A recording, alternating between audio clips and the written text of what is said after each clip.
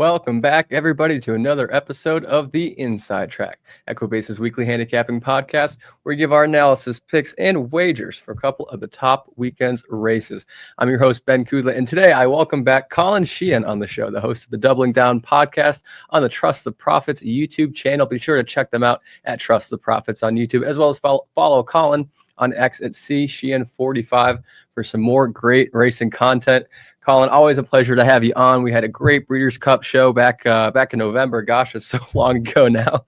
And the last time you were on, we handicapped that Ashland Derby and Risen Star. So let's keep rolling with some winners. Fantastic racing all across North America. So very happy to have you on this week. Thanks for having me. It is amazing how fast the time goes by, and suddenly we turn in the calendar almost to May and turning it to Derby. And the unexciting news is that I was supposed to be coming to see you down in Keeneland this weekend, and we've had some changes in the calendar, and I had to cancel my flights and all that. But I will make it down there. It's on my bucket list. You got to make it down. October, I mean, season-wise, that's probably nicer than this time. It's just hit or miss. April in Kentucky this time of year. But yeah, I was so bummed for you when I found out that news. I was like, no, he finally was making it out. But we'll get you out here. And for those who don't know, Keeneland's new spring meet opening day is this Sunday. And that's going to stay the same, but Friday's races are now moved to Monday and Saturday's races are now moved to Tuesday. But regardless, 4 graded stakes at Aqueduct on Saturday, 3 graded stakes on Saturday at St. Anita. Keeneland now on Sunday, Monday, and Tuesday. Great. Can you imagine that grade 1 on Tuesday? Yeah, that's wild to think about. That's not like, the day after Christmas at Santa Anita. But anyway, lots of fantastic races. But today's show, Colin and I will be going over the final 3 major Kentucky Derby preps. And then now the final 100-point Kentucky Oaks prep of the year. The grade 1 Santa Anita Derby, the grade 2 Wood Memorial, Monday's Ashland Stakes, and Tuesday's Bluegrass Stakes. And I think we should start off with a bang in one of the best matchups, as you pointed out before the show started, of the weekend. The grade 1 Santa Anita Derby this Saturday, 1 mile and an eighth on the dirt for 3-year-olds. 100-point Kentucky Derby prep. Last year's winner was Stronghold for trainer Phil Diamata with Antonio Fresu aboard. Since 1991, there have been 3 Santa Anita Derby winners who went on to win the Kentucky Derby, those being All Have Another in 2012, California Chrome 2014, and of course Justify in 2018 was your 13th Triple Crown winner. So who are you going with? I think we have some similar ideas, but let the people hear it. Yeah, it's only field of 5, but I think there's definitely some intrigue in here with the entrance in to the field at the Santa Anita Derby going 1 mile and an eighth. Obviously, Barnes, the $3.2 million Baffert horse, comes in. Sovereignty's been on top of my Derby list since, I want to say, November. And I had Citizens Bull. It was one of my good opinions on Breeders' Cup Juvenile Day. So it's been Sovereignty 1, Citizens Bull 2, and Journalism in that mix as well. It's been Sovereignty on top all the way up through the Florida Derby. He did what I actually wanted him to do, which is have a strong race. He didn't need the points. But from a visual standpoint, I finally flip-flopped Journalism and Sovereignty. And Journalism is right now on my, over at Trust the Profits, we do a top 10 video where we aggregate all of our individual top 10s. And I'm really excited to see Journalism come back. I'm really excited to see that Journalism versus Citizens Bull matchup. The horses that have come from the West Coast over to the East Coast haven't beaten the East Coast horses. People like to play that game, East versus West, and Mattocket Road, Getaway Car, and the Virginia Derby. Haven't had it, but I think it's Journalism and Citizens Bull are the 2 that you haven't seen yet come East. So first we're going to get the matchup between those 2. The other important thing to think about, what I said about Sovereignty's not needing the points to get into the Kentucky Derby, Citizens Bull really doesn't either. Yep, and you're very right. I think there's something to be said. Remember what they did with Dornock last year in the Bluegrass, where they wanted to see what they had if he didn't have to go right to the front, and it ended up being a complete disaster, and they realized he's got to go to the front, and that's the tactic that they want to stick to. Do they try that with Citizens Bull here? I think Barnes is going to go to the front for sure. Journalism is a horse that's going to be able to just sit off of those. That's his preferred running style. I think that's what makes him dangerous. And the number 5 Baeza, how cool would it be for this horse to win? The dam is Puka. Yeah, as you mentioned, door knock. Knock and Mage the year before. And a cool thing that I always, I'm from Boston. The one thing that I always like to throw out as everyone talks about Puka and the success she's had as a broodmare, Puka's last victory as a racehorse was at Suffolk Downs on the turf in 2017, 1 mile from my house right here. So there's a little bit of a personal connection that I have with Puka as well. But it's interesting that they bring in Baeza here, jumping off of that maiden special weight. But in that race, that horse went pretty much right to the front. So I think you're going to get a Barnes Baeza on the front. Maybe Citizens Bull sits off of that. I don't think the pace gets too hot. But I still think from the visual standpoint of watching journalism, the way he moves over the track so gracefully and so quickly, sovereignty eats up ground really fast. So does journalism. I don't know that I'm going to try and beat journalism here. This is a race to me, it's not a race I'm trying to make money at. This is the race where you're trying to judge and pay attention so that you can make money in a month on the Kentucky Derby Day and decide, is journalism the one that you're going to kind of key in on and being an on-top horse? Or is there going to be something else that changes? And then there's the interesting, is Barnes being overlooked? I mean, I don't know. To me, I just would rather take journalism over Barnes. But there's no Juan Hernandez aboard coming back after that San Felipe, in which journalism passed Barnes pretty easily in the stretch. But you always have to respect those $3.2 million horses out of the Bob Baffert barn that at least have run a mile on the 16th, which we couldn't say about Cornucopian, who in the Arkansas Derby didn't have as much success. That was suicide. I don't know. Yeah. Oh, that's a topic for a different day. But anyway, for your journalism, looking at the morning line, 6-5 on journalism, 9-5 morning line on Citizen Bull, 3-1 morning line on Barnes, and 6-1 actually on Baeza, which I'm actually more scared about Baeza than I am about Citizen Bull and Barnes. I'm taking journalism again, by the way, 3 for 3. Well, he's won me two in a row on the pod in the Low South Futurity and the San Felipe last time out, but he's just been my hero. So I'm sticking on the journalism bandwagon. And like you said, a 5-horse field out in Santa Anita, yeah, you're probably not going to make money. And honestly, I wouldn't even single any of these horses and exotics. It is just more of a huge telltale for this upcoming Derby, just about a month away. But journalism, I mean, you can't say anything bad about this horse. Increasing equibase speed figures every start of his life. He's got the best late pace rating in the race, a 121.5. So I think that's huge. And all those things that you said, I mean, and then also McCarthy and Rispoli. So this is kind of a big thing I decided to bet journalism for the San Felipe. When they have a winner last time out, Rispoli and McCarthy went at 40% together in the last 3 years, 16 wins from 40 starts and 26 in the money. And I can get stats heavy in races like this. It might not matter as much, but it did last time for the San Felipe. But you definitely hit the nail on the head. I don't think Citizen Bull really needs this. So he might just use it as kind of a paid $500,000 workout, if you will. But Barnes failed the 2-turn test last time. I don't see how it could go any different this time, unless he just massively improves. But a progression from a 96 to 107 as a 3-year-old with just 3 starts, that's going to be pretty tough to repeat. But we'll see. But Baeza, oh my gosh, that's just that's one that's that breeding and John Shreef's in here. I'm surprised he put in Westwood as well. What do you think about him doing that? Yeah, I mean, this horse raced against Baeza, I believe, too, back in that same race that Baeza had won. Just seems really overmatched in this spot. I kind of think you put him in as a strategic play, but that's just but if he's not going to, what's the strategy? I could see that. I guess that's the thing. Yeah, I mean, if he's not going to go like a rabbit, he's going to be behind them, and I don't know who's going to pass horses. That might be an ownership. Remember, there's only 5 horses, so things can happen. Let's say horses get on the front end, maybe one of them has a bad trip, and suddenly you find yourself, now the points are different in the Santa Anita Derby, only having the 5 entries.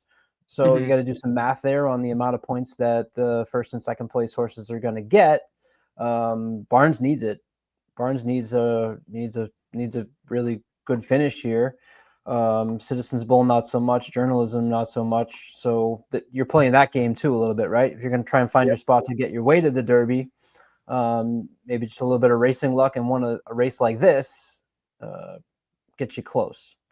Yeah, no, and honestly, going off that point, that's why another reason why I love Chancer so much in the Bluegrass, which I guess we should just move right on to. So, Colin and I both going with journalism there in the Grade 1 Santa Anita Derby on Saturday. And now let's move on to the Grade 1 Bluegrass Stakes Tuesday at Keeneland, 1.125 miles on the dirt for 3-year-olds, 100-point Kentucky Derby prep.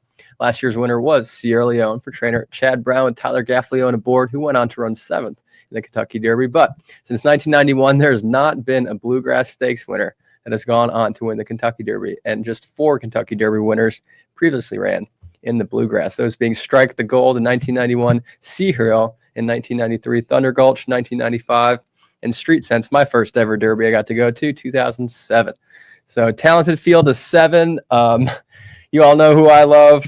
Who are you going with here in the Bluegrass? Strike the Gold was actually the first horse I remember as a kid getting cool. me into this sport, watching it in the basement with my dad. He asked me who to pick. I picked Strike the Gold based off the name. That was 91, so I was 8 years old and was hooked ever since, as they say. So that was Strike the Gold for me. I landed on a horse here in the Bluegrass that I absolutely never expected to land on. Became very surprised with my where I am right now. Now I will tell you that I handicapped this card as the expectations of it being run on Saturday on a wet track. What is the difference between Saturday and Tuesday? Well, we'll be reaching out to you Monday to let us know what the conditions are there of how bad the storms come through and what it does. So it changes a little bit, not knowing now that we're looking at Tuesday as far as the weather compared to what it might have been run over on the Saturday. I had the 145 as being your early speed with River Thames, Owen Almighty, and East Avenue. East Avenue, I think that's the strategy for this horse, is to get to the front end.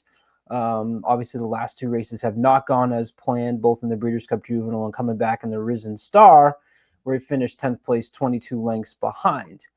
With that said, I'm going to take a horse who's absolutely also going to be on that front end. And I have a concern. I will say that when I picked the horse Owen Almighty on top, worried about him getting into a pace that's too quick that he might not be able to hold on to. And I can absolutely see that happening. I think the Tampa Bay Derby going 23, 48, 112 made it easier on Owen Almighty being on the front end. So that race looks probably a little bit better watching it than it is.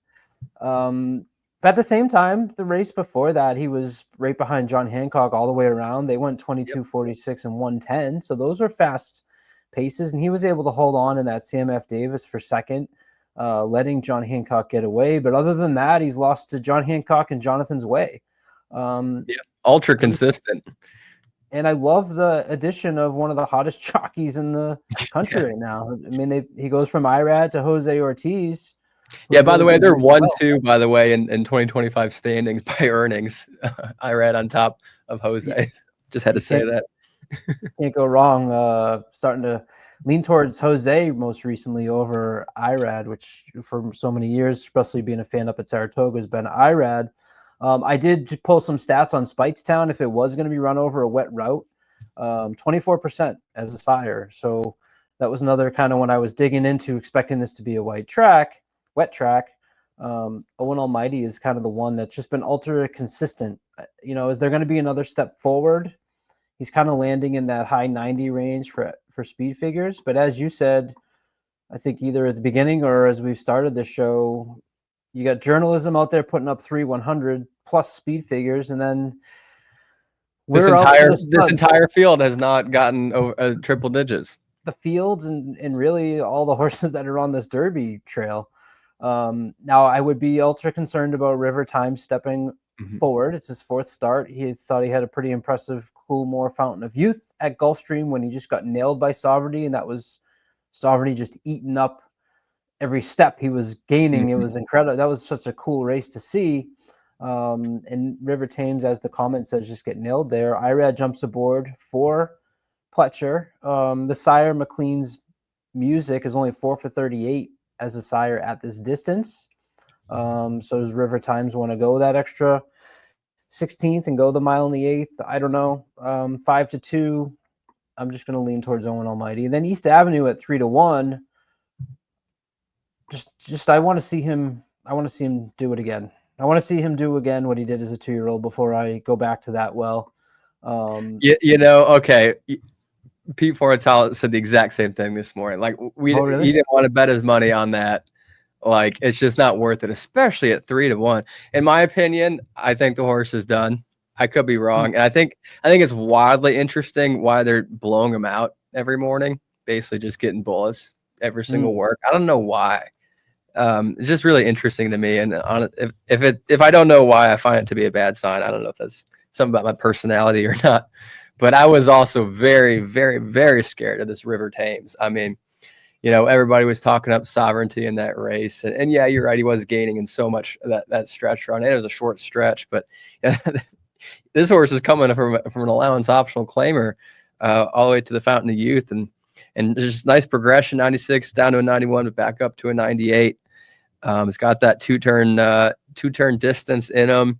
So I'm very, very scared about that. Pletcher wins at 24% in graded stakes at Keeneland on the past 3 years. But all that being said, my boy Chancer McPatrick, I'm not gonna just knock him. All right, he needs the points so bad. They are going to be trying like hell to win this race. But I mean, he's just an amazing horse to me. I mean, to win that Grade 1 hopeful. Well, after hitting the gate, getting bumped, losing an iron, then to come right back, win another Grade 1. And yeah, those were only 1 turns, and he failed his 2-turn test in the Breeders' Cup Juvenile and again in the Tampa Bay Derby. But he needed that race, I think, for the Tampa Bay Derby. And he lost to Owen Almighty, your Owen Almighty, to give you credit. But I also think Owen Almighty is just a true sprinter. And I think trainer Brian Lynch kind of alluded to that. Oh, he wants to go to the Pate Mile, but the owners, of course, want to go to the Derby. Who wouldn't, But also, I could be dead wrong because he held on for that mile and 16th, and like you said, and the same F. Davis, also a mile and 16th.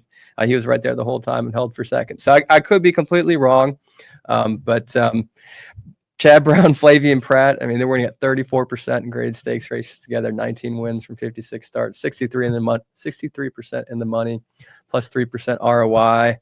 Be interesting to see how wet this track will be, especially considering all 7 of these entries have never been on anything else besides a fast third track. Isn't that weird?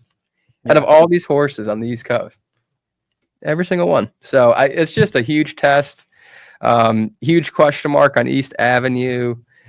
I kind of like Burnham Square too, but I just wasn't too impressed from the Fountain of Youth at all. But he did beat Tappan Street in the Holy Bowl, who we just saw come back to win the Grade 1 Florida Derby. I've talked to a handful of people who just love Burnham Square in here. And Brian Hernandez Jr. aboard, which is also it's good for Burnham Square and bad for Render Judgment, just in the fact that I think he chose Burnham Square over Render Judgment. I think Kenny was probably giving him the pick of the lot for those two. So, but regardless, Singleton, Chance McPatrick, all the way, 100%, all down. So I'm going with there. And then Colin is going with Owen Almighty. And now let's move on to the Grade 1 Ashland Stakes on Monday. And I'll add real quickly too, but my confidence in that choice is not high. So okay. Nice selection, but I think what you pointed out astutely about Owen Almighty was the horse that they wanted to go the Pate Mile. Trainer does, and ownership wants to go to the Derby. I just really like that addition of Jose Ortiz. I think that let's rate this horse and put him on that front end. Hope he doesn't get into a battle and see what he can do. I think it's a good spot for him. Yeah, definitely. I mean, gosh, I can't remember a 7-horse bluegrass field in at least a couple of years. So it's a good spot. But yeah, and I mean, he beat my Chancer, who I call the future Hall of Famer. And I still think so, by the way. He could be a better older horse. I'm not going to give up on my boy just yet.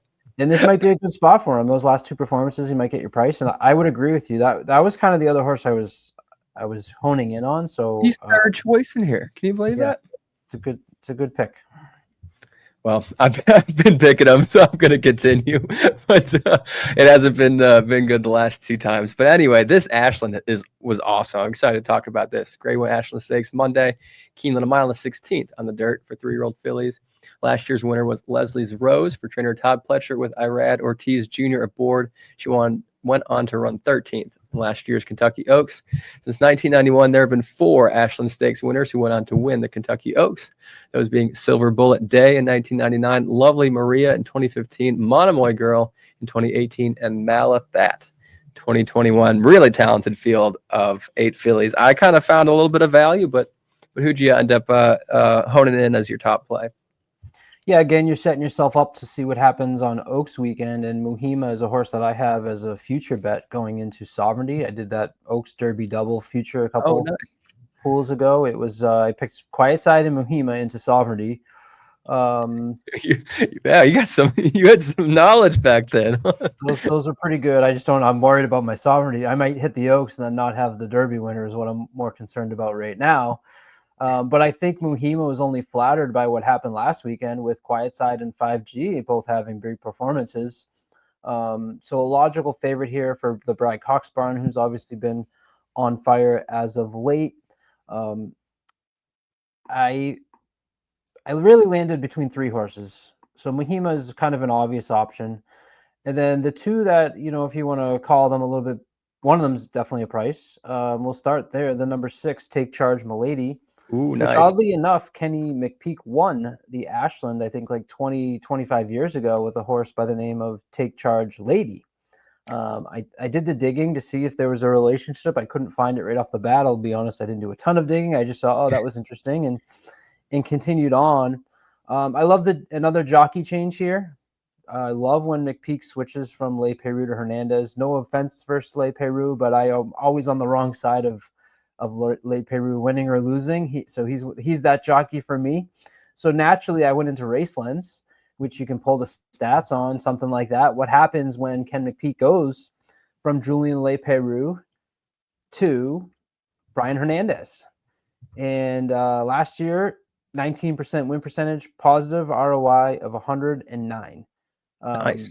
So making that change is absolutely one that I kind of pay attention to. Putting Hernandez aboard. We all know how Hernandez and McPeak fared last year. A horse that you can draw a line through the Honeybee really got stuck.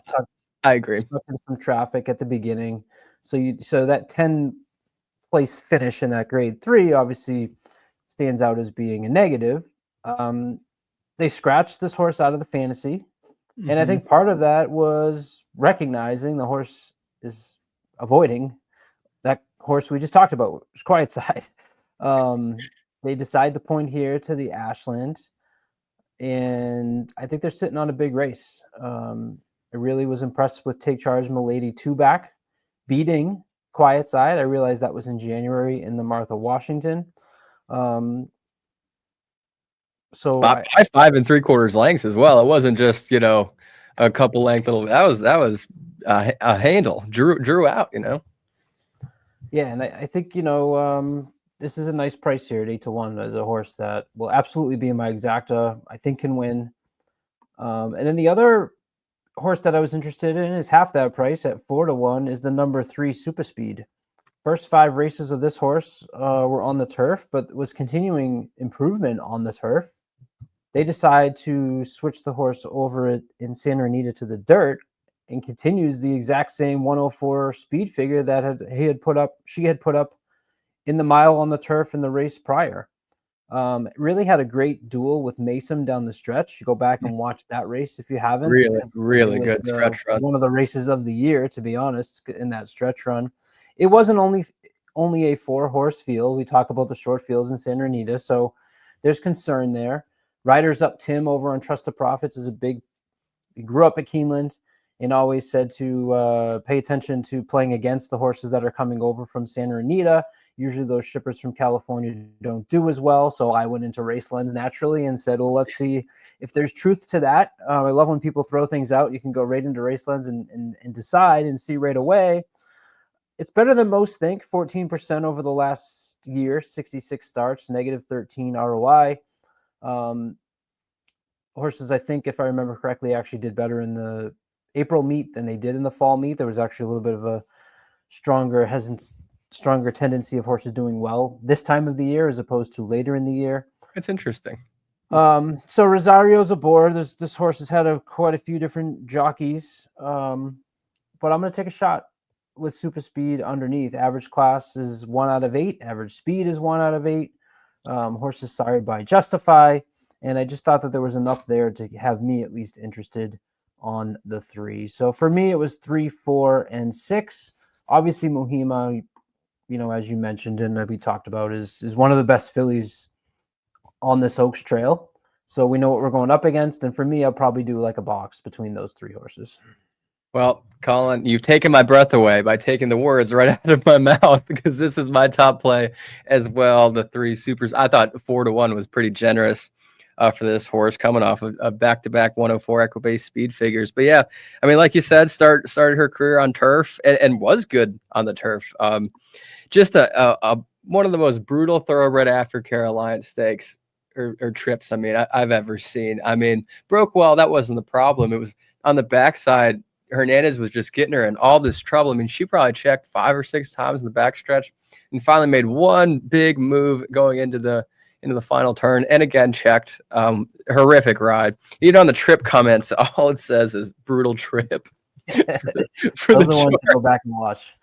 it was pretty horrific. I think she probably would have won by a lot with anybody else on her. But anyway, it looks like she got hurt though, because she was a vet scratch just 30 days later in that grade 3 Jimmy Durante Stakes.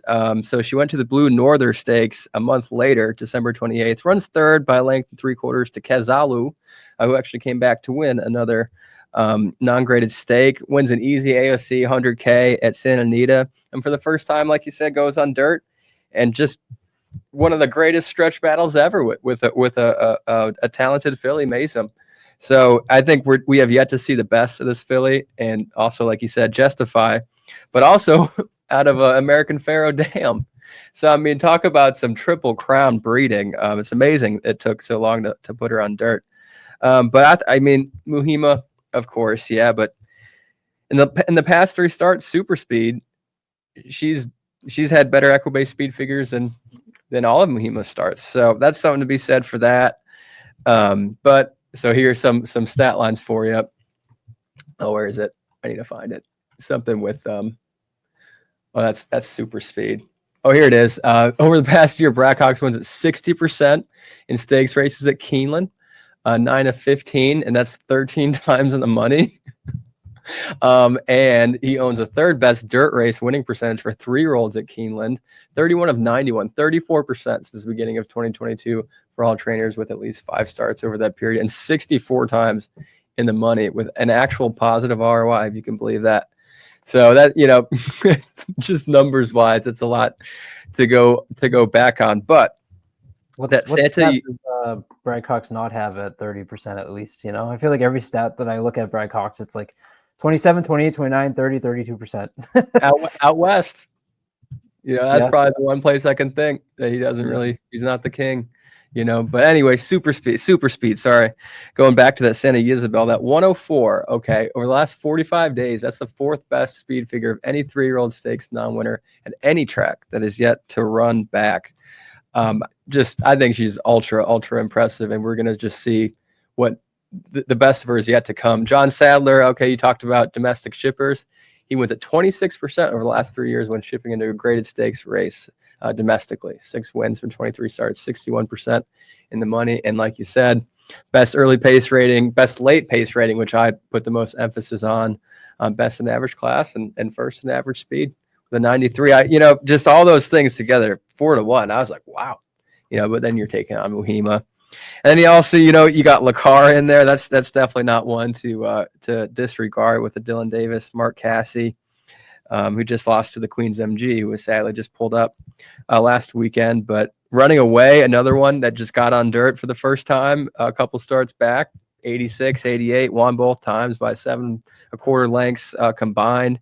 I do think your take, Charge Milady, is very interesting, especially being able to beat Quiet Side.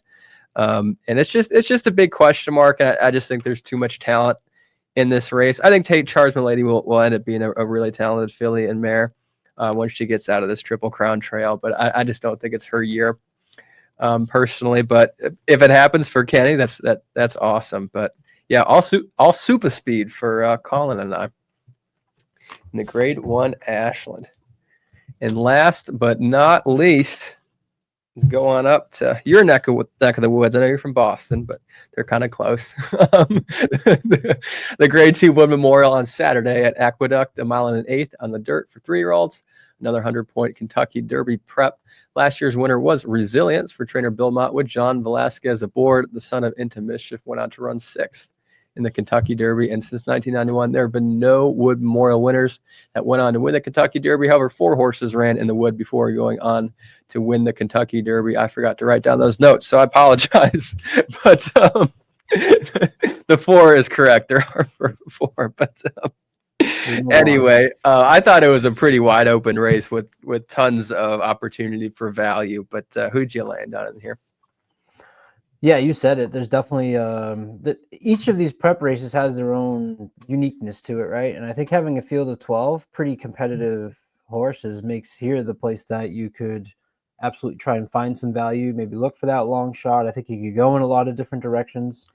I also think that there's excitement for me to see some horses run back that have shown some pretty big performances on the stage. 2 in particular that I'm talking about, starting with the 2 Captain Cook.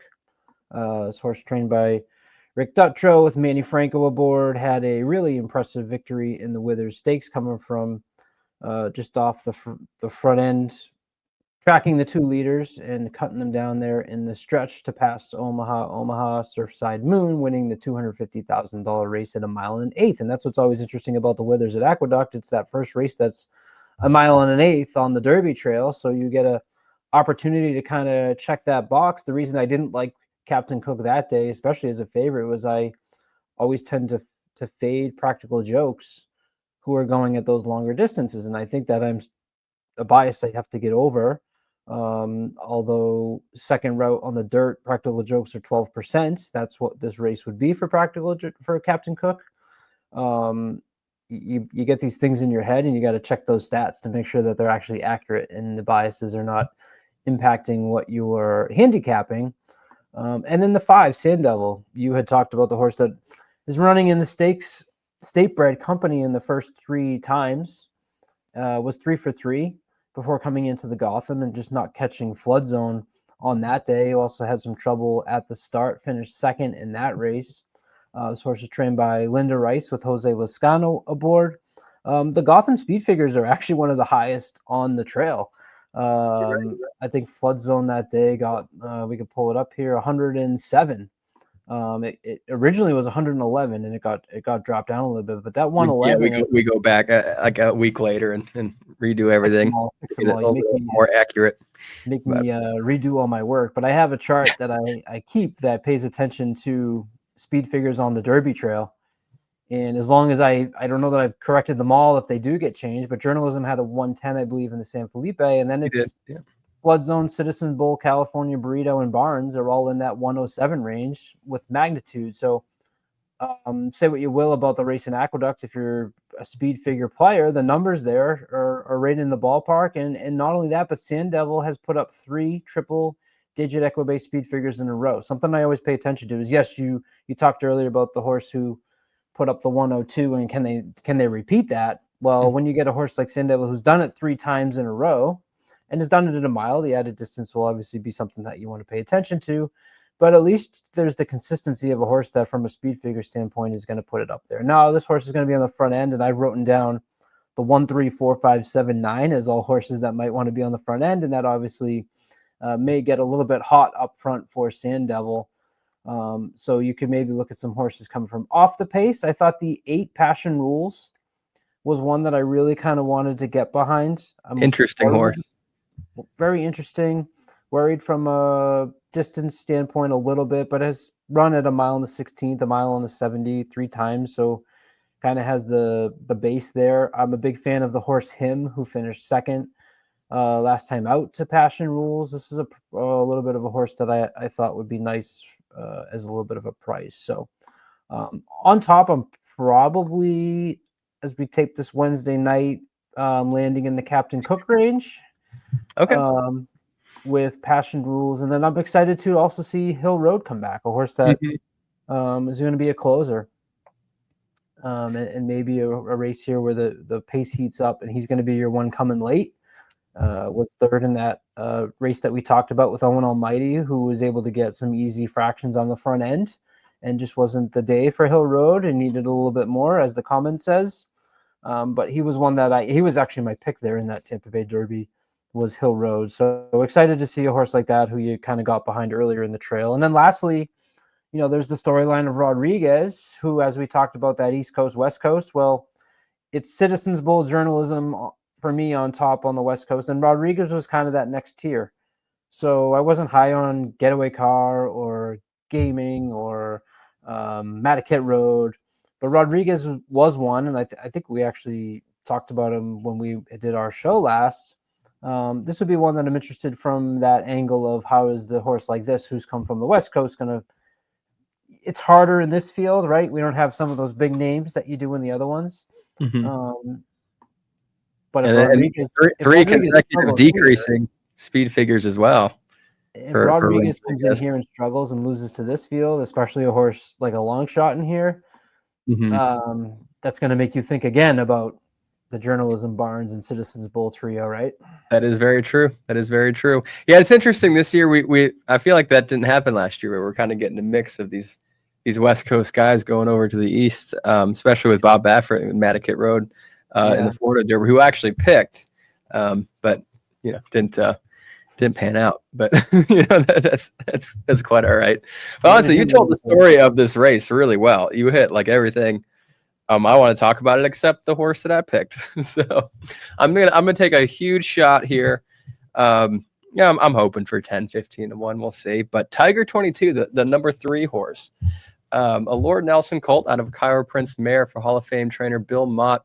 Javier Castellano aboard as Junior Alvarado has been sidelined, I believe, a shoulder injury.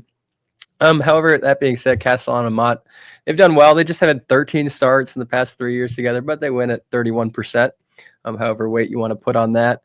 Tiger 22, he doesn't have a lot of experience, but coming off a really nice win in the maiden special weight at Gulfstream last time out, drawing off by 5 lengths. But if you go back and watch that stretch run, he was so green. Lugging in like crazy. But it also just kind of goes to show each and every one of these races, they get tremendously better on each and every start, being just 3 years old. And I really trust Bill Mott in here, getting these 3-year-olds ready.